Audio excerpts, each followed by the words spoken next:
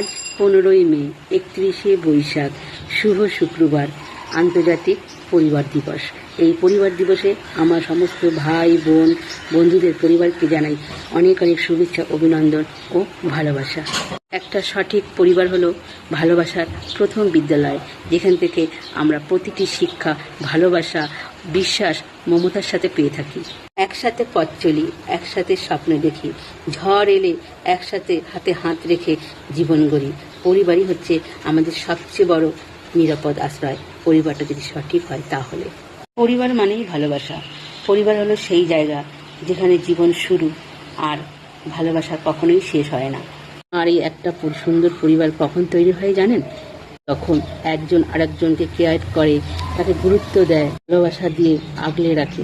সেটা স্বামী হতে পারে, সন্তান হতে পারে, স্ত্রী হতে পারে, যে কেউ হতে পারে। একে অপরকে আগলে রেখে ভালোবেসে তবেই একটা সুন্দর পরিবার তৈরি হয়। খালি একসাথে বাস করাটাই পরিবার হয় না, তখন একে অপরের পরিপূরক হবে, তখনই একটা সুন্দর পরিবার তৈরি হবে। যে পরিবারটাকেই বলা হবে আন্তর্জাতিক সঠিক পরিবার। কারণ একটা কথা জানবেন, ভালোবাসার ঊর্ধ্বে কিছু নেই, আর ক্ষমার থেকে শ্রেষ্ঠ কিছু নেই। পরিবারে একসাথে বাস করতে গেলে অন্যায় কারোর না কারোর হবেই, তাকে ভালোবেসে নয় শুধরে দিতে হবে, আর নালে ক্ষমা করে কাছে ডেকে নিতে হবে। তবেই তৈরি হবে একটা আন্তর্জাতিক সঠিক পরিবার।